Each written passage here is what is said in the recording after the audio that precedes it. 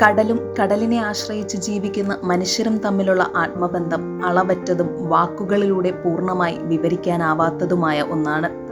തലമുറകളിലൂടെ കൈമാറിക്കിട്ടിയ കടലറിവും കടൽ അനുഭവങ്ങളും ഇന്നും കടലിനെ അമ്മയായി കാണുന്ന കടപ്പുറങ്ങളിലെ പരമ്പരാഗത മത്സ്യത്തൊഴിലാളികളുടെ അമൂല്യമായ പൈതൃകമാണ്.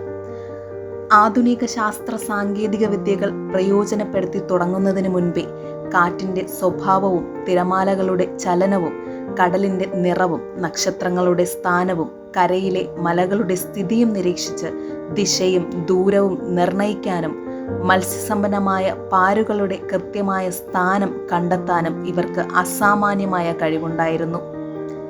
ഇന്നും മുഖ്യധാരാ ശാസ്ത്രത്തിന് പൂർണ്ണമായി വിശദീകരിക്കാനോ വിലമതിക്കാനോ കഴിയാത്ത ഈ പരമ്പരാഗത അറിവുകൾക്ക് മുന്നിൽ പലപ്പോഴും മുഖ്യധാരാ ശാസ്ത്ര സമൂഹത്തിന് വിസ്മയത്തോടെ മാറി നിൽക്കേണ്ടി വന്നിട്ടുണ്ട്. 80-ാം വയസ്സിൻ്റെ നിറവിൽ തൻ്റെ ജീവിതം മുഴുവൻ കടലിനൊപ്പം ചിലവഴിച്ച അനുഭവങ്ങളും പൂർവികരിൽ നിന്ന് പകർന്നു കിട്ടിയ കടലറിവും പങ്കുവയ്ക്കുകയാണ് തിരുവനന്തപുരത്തെ തീരദേശ ഗ്രാമമായ മരിയനാടിലെ കടൽ ചീലാളി ദേവദാസൻ.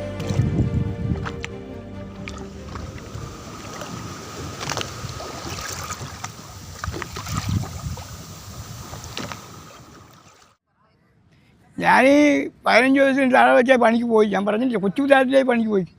15 വയസ്സ് തൊട്ട് ഇപ്പോൾ 80 വയസ്സ് വരെ ഞാൻ പണി ചെയ്തിട്ട് തന്നെ സുഖമുണ്ടെങ്കിൽ പണിക്ക് പോയിട്ടുണ്ട്. അപ്പോൾ ഇത്ര നാളും ഞാൻ കൈകാലം സുഖമുണ്ടെങ്കിൽ എപ്പോഴും പണിക്ക് പോകും. പണിക്ക് പോകാൻ വലിയ ആഗ്രഹം തന്നെ എനിക്ക്. പണിക്ക് പോകാതിരിക്കാൻ ഇഷ്ടമില്ല. പിള്ളേരൊക്കെ വിലയ്ക്കാതെ ഞാൻ പറയും എനിക്ക് പണിക്ക് പോയി തന്നെയാണെന്ന് പറഞ്ഞ് ഞാൻ പറഞ്ഞു. ഞാൻ തന്നെ പണി എടുത്താമെന്ന് പറഞ്ഞു. അപ്പം നല്ല പണിക്കാരനായിരുന്നു. അപ്പച്ചൻ നല്ല പണിക്കാരനായിരുന്നു. അപ്പോൾ ഈ കൊച്ചു തുഴയും കൊണ്ട് ഞാൻ കിണ്ടി അപ്പൻ്റെ കൂടെ മുമ്പേ നിൽക്കും. കാരണം മെഷീനൊന്നും ഇല്ല, ആ കാലം മെഷീനുകളൊന്നുമില്ല. അപ്പം ഞാൻ കൊച്ചു തുള ഒരു തുള വാച്ച് അപ്പൻ്റെ കൂടെ ഇങ്ങനെ കിണ്ടി അങ്ങനെ പോകുമ്പോൾ തൂക്കം വരുമ്പോൾ രാത്രി ഒന്ന് ഉറങ്ങാനും ചെയ്യും. ഏതാ ഈ കണ്ണിന് തൂക്കം വരുമ്പോൾ കിടന്ന് ചാഞ്ഞ് കിടക്കാനും ചെയ്യും. വെള്ളത്തോടെ മരത്തിൽ തന്നെ എന്തെങ്കിലും അട വച്ചിട്ട് അങ്ങനെ ചാഞ്ഞ് കിടക്കാനും ചെയ്യും. പിന്നെ അപ്പച്ച ഒറ്റയ്ക്ക് തുഴഞ്ഞ് കഴിയുമ്പോൾ വരും. ഒരു ഓർമ്മ വരുമ്പോൾ വീണ്ടും തുറന്ന് പിടിച്ച് അങ്ങനെ വരും, കൊണ്ട് അടുപ്പിക്കും. അങ്ങനെ പണ്ട് മരമാണ്. ഇപ്പോഴിൻ്റെ ഇടക്കാലമാണ് ഈ വിഷയപ്പെടം വന്നത്. പണ്ട് ഈ പായുള്ള മരങ്ങളും കൈഭാരം ഈ തുടങ്ങുന്ന മരങ്ങളാണ് എന്നുള്ളത്.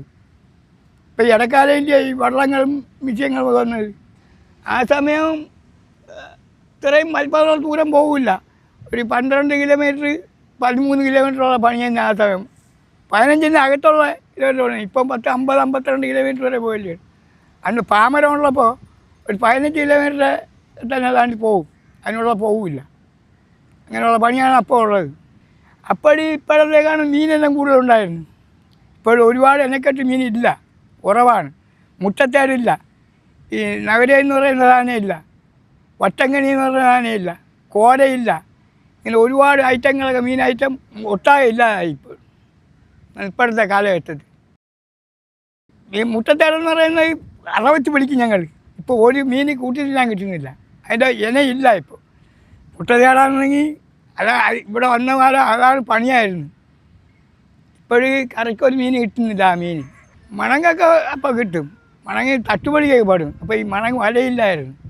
അപ്പോൾ തട്ടുപടി എന്ന് പറയുന്ന അറിയാമല്ല, അതിനൊക്കെ പാടും. പട്ടി കിട്ടുമൊക്കെ മണങ്ങ് അതിന് മീനൊക്കെ കിട്ടും. ഇപ്പോഴും ആ എന്നെക്കെട്ട് കുറവ് തന്നെ. എന്നാലും അത് കാണാനുണ്ട്, ഇപ്പോൾ കാണാനുണ്ട്. ഞാൻ പറയുന്ന മീൻ കാണാൻ അർക്കം വരെ ഇല്ല. ഇപ്പോൾ മുട്ടത്തേടെന്ന് പറയുന്ന അവരെന്ന് പറയുന്നതൊക്കെ ഭയങ്കര പണിയായിരുന്ന മീനുകളാണത്. ഇപ്പോൾ കൂട്ടി തിന്നാൻ അതിന് കിട്ടുന്നില്ല.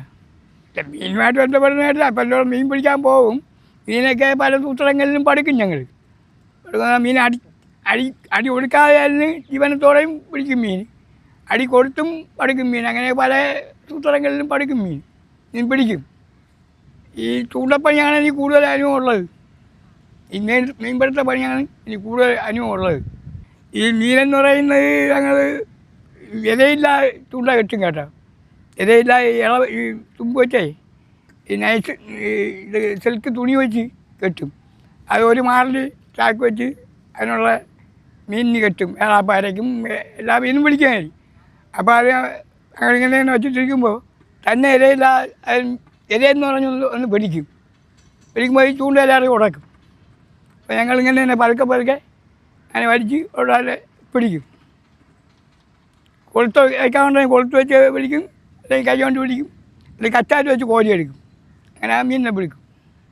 വലപ്പണി വെച്ചവരെ വലിയ വലയൊക്കെ എല്ലാം പോയിട്ടുണ്ട്. വലിയ വലയ്ക്ക് വലിയ മീൻ വായും. നെമ്മീൻ പിന്നെ അത് വലിയ ഐറ്റം മീനുകളെ വായും. വലിയ പള്ള ചൂര എല്ലാ ഐറ്റം വായും. വെച്ച വലയെന്ന് പറയുന്നത് ചെറിയ മീൻ, അയിലയും മീനും ചെറിയ ചൂരകളും ഒക്കെ കിട്ടുള്ളൂ. നൊത്തോലിക്കുള്ള വല പ്രത്യേകമുണ്ട്, ചെറിയ ചൂട വലയുണ്ട്. അന്ന് ഇപ്പോൾ ആ വലയില്ല. അന്ന് ഈ നൊത്തോലി വലയാണ് പ്രത്യേകമുള്ളത്. നൊത്തോലിക്കുള്ള വല പ്രത്യേകമുണ്ട്. ഇപ്പോൾ മടിക്കാറുണ്ട്, കൊല്ലിക്കാറുള്ളതുകൊണ്ട് ഇവിടെ അതിപ്പം ഇല്ല, അത് എടുക്കുന്നില്ല. അവർ മീൻ കിട്ടാത്ത ഇപ്പോൾ നോക്കി തീർന്നാൽ ഒരുപാട് കിട്ടനും സാധനങ്ങളെ കടലിൽ കിടക്കുകയും ചെയ്യുന്നു. ഈ ചവറും കൂട്ടവും കുപ്പവുമായിട്ട് കിടക്കുകയും ചെയ്യുന്നു. അപ്പോൾ അത് കാരണം കൊണ്ടും മീൻ മുട്ടയിടാനുള്ള ബുദ്ധിമുട്ടും കടലുണ്ടാകുന്നു.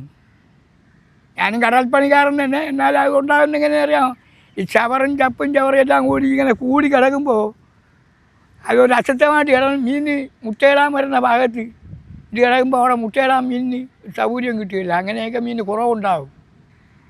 ആടി ആവണി എന്ന് പറയും, ഇരട്ടാശ എന്ന് പറയും ഞങ്ങളുടെ കണക്കിൽ. അപ്പോൾ ആദ്യ മാസം ആനയെപ്പോലെ ഓരോന്ന് പറയുന്നത് കടൽ. അപ്പോൾ ആദ്യ മാസം പങ്ങിന് 6-ാം മീൻ അടയുമെന്ന് പറയും. അതിനൊരു കോളെടുക്കും. 10-ന് കോളെടുക്കും. അതെ, വൈകാസ് 10-ന് ഒരു കോളെടുക്കും. അപ്പോൾ ആ വെള്ളി അടയുന്ന ഒരു ദിവസങ്ങളാണ് അത്. അതിന് തീർച്ചയായിട്ടും എടുക്കും കോൾ. അപ്പോൾ അന്നൊക്കെ ഒരുപാട് ഞങ്ങൾ പോകില്ല ആരുമൊക്കെ പണിക്ക്, കോളെടുക്കാനും ചെയ്യും. ചേർത്താൽ അന്നത്തേക്കാളും ഒരുപാട് വ്യത്യാസമാണ്. ഇപ്പോൾ കടലിന് ഒരുപാട് മാറ്റമാണ്. കാരണം അന്നത്തേക്കാളും ചെറിയ കടലാണ്, ഇപ്പോൾ വലിയ തിരയാണ് അന്ന്. ഒരു സമയം വരുന്നത് ഞങ്ങൾക്കറിയാം, അറിവില്ലാത്തവർ പറയും കോൾ കയറി പോകുന്നു. ഇവിടെ നിന്ന് കോൾ കെട്ടി കയറണം, കോൾ കയറി അതിന് പോകുമല്ലോ, കോൾ കൊണ്ടിട്ടിരിക്കും. അപ്പോൾ ആ ഇരുള് കര അങ്ങനെ ഇരുന്ന് പൂരിപ്പിച്ച് താൻ ഇങ്ങോട്ട് വലിക്കും. എല്ലാം പോകില്ല, അവിടെ നിന്ന് പറഞ്ഞു പോകും. അവിടെ ഉള്ള ഇരിക്കുന്നത് അങ്ങോട്ട് വലിക്കും. ഈ പറഞ്ഞു പോയിരുന്ന ആ കോള് വീണ്ടും കൊണ്ടിട്ട് തന്നെ വരും ചുമ്മാ കോൾ. അപ്പോൾ ഞങ്ങൾ മനസ്സിലാക്കും, അറിവുള്ളവർ മനസ്സിലാക്കി ഇത് കോളിനുള്ള ലക്ഷണമാണെന്ന് പറഞ്ഞിട്ട്. കോളിനെ ഈ കാറ്റും മഴയും തന്നെ ഞങ്ങൾ കോളെന്ന് പറയും. കോളാർ വരെന്ന് പറഞ്ഞിട്ട് തന്നെ വലിയ കോളും കാറ്റുമായിട്ട് വരുന്നില്ല, അതാണ് കോളെന്ന് പറയുന്നത്.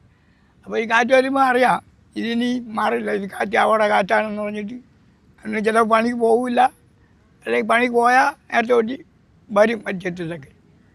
ഇവിടെ നിന്ന് ഞങ്ങൾ ഓടിപ്പോകും. ഇവിടെ ഈ തിരകഴിഞ്ഞ് പോകുമല്ലോ. അപ്പോൾ വലിയ കെട്ടിടം ബലമാക്കിയിരിക്കുമല്ലോ, അത് പൊക്കത്തിനേക്കും. പിന്നെ മലകളുണ്ട്, അപ്പോൾ അത് നോക്കി പോകുമ്പോൾ നമ്മൾ പോകും തോറും ഇത് കറങ്ങി വരും. മല കറങ്ങും ദൂരേക്കുന്ന ബിൽഡിങ് കെട്ടിടങ്ങളും ചെറിയ കറക്കം ഉണ്ടാവും, നിശ്ചയത്തിന് കറക്കം ഉണ്ടാവും. അപ്പോൾ മല കറങ്ങി വരുമ്പോൾ ആ മലൻ്റെ അറ്റം നോക്കി നമ്മൾ ഇരിക്കുന്ന ഭാഗത്തിനെ പിടിച്ചോളും. ഇവിടെയാണ് നമ്മൾ ഇന്നലെ ഇരുന്നത്, ഇതാണ് സ്ഥലമെന്ന് പറഞ്ഞ് പിടിച്ചോളും. അന്ന് ഇതൊക്കെ തന്നെ അടുത്ത ദൂരങ്ങളിൽ മനസ്സിലാക്കും. അപ്പോൾ മല കറങ്ങി വരുമ്പോൾ നമ്മൾ ഇരുന്ന സ്ഥലം ഇതാണെന്ന് പിറ്റേ ഏരിയ അവിടെ പോകും. ഈ നോക്കിയൊക്കെയാണ് വിടുന്നത്. ഈ കപ്പല വഴി കരയെ കുതിക്കും, മലവീൻ എന്ന് പറയുന്ന വഴി കരയെ കുതിക്കും, 6-ാം മീൻ. അപ്പോൾ ഈ വെള്ളി നിശ്ചയം നോക്കിയാണ് അന്നത്തെ ദിവസം കര വരുന്നത്. അപ്പോഴും വരുന്നത് വെള്ളി നിശ്ചയം വെച്ചാണ് വരുന്നത്. പടിഞ്ഞാറ് കുതിക്കുന്ന വള്ളി, അത് അറിയാൻ പോകുന്ന വള്ളി, അങ്ങനെ അത് നോക്കിയിട്ടൊക്കെയാണ് അങ്ങോട്ട് പോകുന്നത്, അന്നൊക്കെ പോകുന്നത്. ഇന്നാണെങ്കിൽ ഒരു നൊക്കൽ നോക്കും, ഇടം അടിച്ചിട്ടല്ലോ എന്ന് പറയുന്നത് ഓടി വരും, ഇതാണ് സ്ഥലമെന്ന് പറഞ്ഞു. അന്നങ്ങനെയല്ല, നിശ്ചയം തപ്പിയേ തന്നെ. പുത്തലായിരുന്നാൽ വരാനും പറ്റില്ല, നിശ്ചയം തപ്പി പോകുന്നു. ഇന്ന് അങ്ങനെ തപ്പുമില്ല, ഇന്ന് ഓടി വരാം എപ്പോഴും. അന്നാണെങ്കിൽ കാണിച്ചാൽ നോക്കാൻ വേണ്ടി ഇത്രയും ഇതൊക്കെ ഒന്നും ഇല്ലായിരുന്നു. അന്ന് മലകളും ഇതുമൊക്കെ ഉണ്ടായിരുന്നു. ഇന്ന് ഒന്നും പിടികിട്ടില്ല പെട്ടെന്നൊന്നും, ഇത്ര നെരുക്കം ഇതായിപ്പോയി. ഇപ്പോൾ കമ്പ്യൂട്ടർ നോക്കും, അവർ പോകും വരും, ഇതൊക്കെയാണുള്ളത്. അന്ന് തെളിഞ്ഞ് കിടക്കും, അത് നോക്കിയാണ് പോകുന്നത്. കടലുമായുള്ള നിരന്തര സമ്പർക്കവും തലമുറകളായി പൂർവികരിൽ നിന്ന് പകർന്നു കിട്ടിയ കടലുമായുള്ള ആത്മബന്ധവും ചേർന്നാണ് ദേവദാസന്റെ ജീവിതം രൂപപ്പെട്ടത്. ഒരു ദിവസം പോലും കടലിൽ പോകാതെ കഴിയാനാകാത്ത അദ്ദേഹത്തിന്റെ ജീവിതം കടൽ വെറുമൊരു തൊഴിലിടമല്ലെന്നും അത് ആത്മാവിന്റെ ഭാഗമാണെന്നുമുള്ള വസ്തുതയ്ക്ക് വീണ്ടും വീണ്ടും അടിവരയിടുന്നു. 15-ാം വയസ്സിൽ കടലിലേക്കിറങ്ങിയ ദേവദാസിന്റെ കടലുമായുള്ള ആത്മബന്ധം ഇന്ന് 65 വർഷങ്ങൾ പിന്നിട്ടിരിക്കുന്നു. സ്വന്തം ജീവിതാനുഭവങ്ങളും പൂർവികരിൽ നിന്ന് തലമുറകളായി കൈമാറിക്കിട്ടിയ കടൽ ജ്ഞാനവും ചേർന്ന ആ അനുഭവ സമ്പത്ത് ഇന്നും പുതിയ തലമുറയ്ക്ക് വഴികാട്ടിയായും കടൽ സംസ്കാരത്തിന്റെ ജീവിക്കുന്ന സാക്ഷ്യമായും നിലകൊള്ളുന്നു.